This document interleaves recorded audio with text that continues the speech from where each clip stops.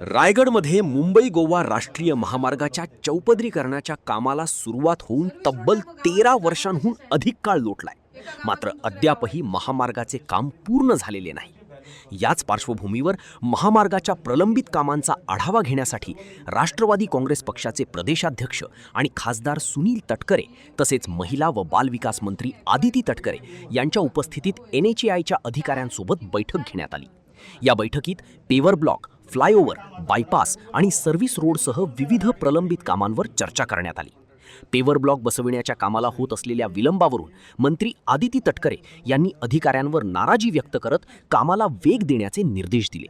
तर खासदार सुनील तटकरे यांनीही महामार्गाची कामे वेळेत आणि दर्जेदार पद्धतीने पूर्ण करण्याच्या सूचना NHAIच्या अधिकाऱ्यांना दिल्या. सर्व्हिस रोड नाही, मग गावातले जाणार कसे साहेब? एका गावातून दुसऱ्या गावात 4 मीटिंग मध्ये हा विषय झाला. तुम्ही ती अक्वायर केलेली आहे दोन्ही बाजूची, डीपीआरच त्याचं तयार नाही करत. तुम्ही काढवले तिथल्या अतिक्रमण. आढावा बैठक गेले अनेक वर्षाची उत्तरं दिली होती, तीच उत्तरं यावर्षी परत मिळालेली आहेत. कसं काय सूचना केल्या आहेत? उत्तरं तीच नाहीत. अनेक उत्तरामध्ये त्यावेळेला दिलेल्या सूचनांनुसार कामही झालेलं आहे. ज्या वेळेला प्रलंबित प्रश्न राहतो त्यावेळेला नव्याने काही गोष्टी निर्माण होत असतात. खरं आहे की DPR बनवताना ज्या बाबीची खबरदारी घ्यायला पाहिजे होती ती दुर्दैवाने घेतली गेली नाही. अत्यंत खेदजनक आहे. त्याबद्दलची नापसंती मी गडकरी साहेबांच्या जवळ व्यक्त त्या ठिकाणी केलेली आहे. आता काम पूर्णत्वात येताना ज्या काही तांत्रिक अडचणी आल्या त्याची गेल्या 3 महिन्यात अनेक वेळेला मी बैठका घेतल्या. त्याच्यामध्ये फॉरेस्ट असेल, कोकण रेल्वे असेल किंवा इतर काय बाबी असतील त्याच्यातून प्रश्न सुटण्याच्या प्रक्रियेमध्ये बऱ्यापैकी पुढे गेलेला आहे. आज रोड सेफ्टीचीच एक तऱ्हेची बैठक आणि नॅशनल हायवे आणि मग गणरायाच्या आगमनाच्या निमित्ताने येणारे संबंध कोकणवासीय या दृष्टिकोनातूनच एक नियोजन करावं अशी बैठक त्या ठिकाणी झाली. म्हणून आज रोड सेफ्टीचे सगळे अधिकारी परिवहन विभागाचे असतील, पोलीस दलाचे असतील, नॅशनल हायवेचे असतील, ज्या ज्या ठिकाणी वाहतुकीची कोंडी होऊ शकते किंवा अपघाताचा नवीन स्पॉट तयार होऊ शकतो तिथे आता ते संयुक्त भेट द्यायला आता गेलेत. त्यांना त्याच पद्धतीच्या सुद्धा दिल्यात की जेणेकरून गणरायाच्या आगमनाच्या पूर्वी कोकणवासी जात असताना त्याच्यामध्ये बऱ्यापैकी दुरुस्ती त्या ठिकाणी व्हावी. वडखळ असेल, नागोठणे असेल किंवा लोणेर असेल, तिन्ही ठिकाणी रस्ता निकृष्ट दर्जाचा किंवा धोकादायक बनलेला आहे. या संबंधी काय कारवाई होणार आहे का? नाही, त्यांना मी गडकरी साहेबांना सुद्धा निवेदन दिलं. आता वडखळच्या तिथे जो रस्ता झाला आहे तो फ्लायओव्हरचा नाही. आपण जो सांगताय तो खाली उतरून आपण टर्न घेऊन अलिबागला जो जातो त्या रस्त्याच्या वतीमध्ये आपण बोलताय. तो रस्ता राष्ट्रीय महामार्गाच्या ताब्यात नाही तर तो सार्वजनिक बांधकाम खात्याच्या ताब्यात आहे असं त्यांचं म्हणणं आहे. एकदा या विषयावरती सुद्धा माझं अधिवेशन संपलं का दोन्ही विभागाच्या अधिकाऱ्याचे परस्परांच्या वरती ढकलण्याचा प्रयत्न करतात. जे एकमेकाची जबाबदारी आज छटकत आहेत त्या संदर्भातला निर्णय 15 ऑगस्टपूर्वी करण्याचा माझ्या दृष्टीने प्रयत्न राहील. एक नागोठण्याच्या वतीमध्ये सुद्धा तीव्र संतप्त भावना मी त्यांच्याजवळ व्यक्त केल्या. नागोठण्याचं पुलाचं काम निकृष्ट दर्जाचं झालं, त्याची चौकशी सुरू झाली. त्याची पाहणी करायला दिल्लीपासूनचे या क्षेत्रातले जे तज्ज्ञ आहेत त्या टीम त्या ठिकाणी येत आहेत. परंतु तो पूल आता वाहतुकीला महिना 1.5 महिना खुला होऊ शकत नाही. तोपर्यंत त्याच्या बाजूचे असलेले बायपास जे आहे सर्व्हिस रोड त्याची दुरुस्ती ताबडतोब सुरू करण्याचं आज ठरवलेलं आहे. त्यांनी मला कबूल केलं की कुठल्याही परिस्थितीमध्ये 25 ऑगस्टपर्यंत त्याची दुरुस्ती त्या ठिकाणी केली जाईल. सर, मुंबई गोवा महामार्गालगतच्या अनेक गावांतील नागरिकांच्या समस्या अशा आहेत की सर्व्हिस रोडच्या संदर्भात तक्रारी वाढत आहेत. नव्याने सर्व्हिस रोडच्या वतीमध्ये DPR तयार करायला सूचित करण्यात आलेलं आहे. एक बाब खरी आहे की अशा सर्व्हिस रोडची आवश्यकता पहिल्यांदा काम करण्यापूर्वीच त्या DPRमध्ये समाविष्ट व्हायला हवी होती. हलगर्जीपणामुळे, दुर्लक्षितपणामुळे, योग्य ते नियोजन न केल्यामुळे ती परिस्थिती निर्माण झाली.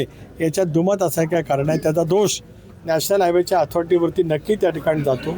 पण आता तो दुरुस्त करत असेल तर त्याच्यातलं नवीन DPR होईल आणि त्या DPRला मान्यता गडकरी साहेबांच्याकडनं लगेच घेऊन अशा पद्धतीची सर्व्हिस रोडची आवश्यकता ज्या ठिकाणी आहे त्या ठिकाणचं काम पूर्ण केलं जाईल. साहेब, तुम्ही दिल्लीमध्ये गडकरी साहेबांची भेट घेतली, काय नेमक्या मागण्या त्या ठिकाणी केल्यात आणि कोणकोणत्या मागण्या त्यांनी मान्य केल्या? 2 गोष्टी पहिल्यांदा सांगितलं होतं की आपला ताम्हाणी घाट जो बंद होता त्याचं काम शीघ्रगतीने करण्याच्या सूचना दिल्या गेल्या.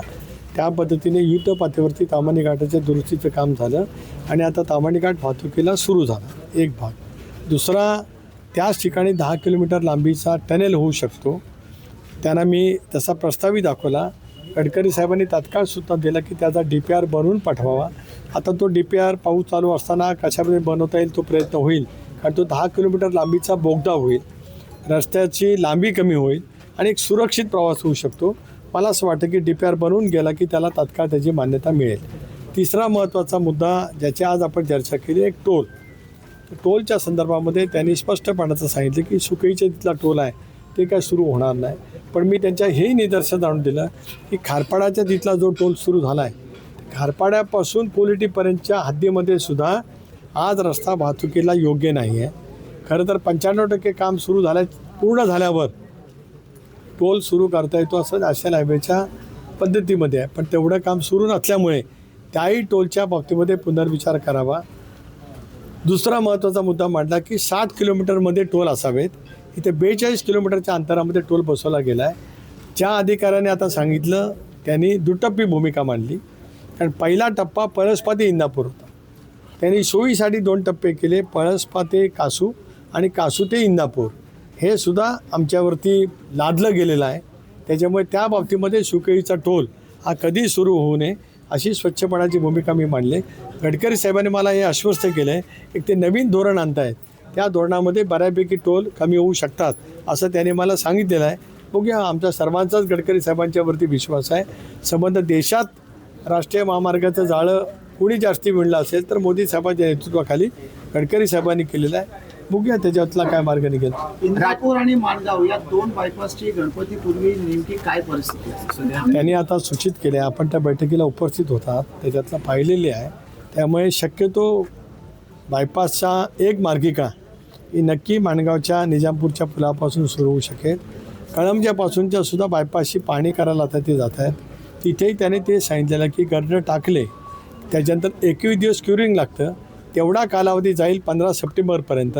15 सप्टेंबरच्या नंतर कळंब जाते पासून ते थेट येणारा बायपास हा त्या ठिकाणी सुरू होऊ शकतो. सर, राजकीय सल्लागारांच्या नुसार महाराष्ट्रामध्ये राष्ट्रवादीमध्ये फेरबदल व्हायला पाहिजे असे वृत्त आहे. तो विषय काल झालाय, काल संपला विषय. लागला होता नक्की यामध्ये भूमिका काय?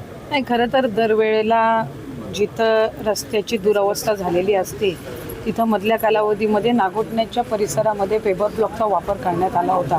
मी त्यावेळेला तिथं बैठकीमध्ये मुद्दा मांडलेला की पेपर ब्लॉक हे नॅशनल हायवेच्या किंवा स्टेट हायवेच्या रस्त्यासाठी तिथे टिकणारे नसतात. त्याचं कारण असं की तिथं जाणारी वाहतूक पेपर ब्लॉक आपण अंतर्गत गावामध्ये लावत असतो, तिथं पायी लोक जात असतात, 2 व्हीलर जात असतात. पण जिथं हेवी वाहतूक असते, अवजड वाहतूक असते, तिथं पेपर ब्लॉक हे टिकू शकत नाही. त्याच्यामुळे आत्ता त्यांनी जिथं पेपर ब्लॉकचा तिथं वापर केलेला आहे, मी त्यांना सूचना दिल्या की हे पेपर ब्लॉक 2-4 दिवसाच्या वर टिकणार नाही, कारण त्याला प्रॉपर तिथं बेस नसतो आणि एक जरी अवजड वाहन त्याच्यावरनं गेलं तर ते पेपर ब्लॉक निघण्याची शक्यता ही काही नाकारता येत नाही.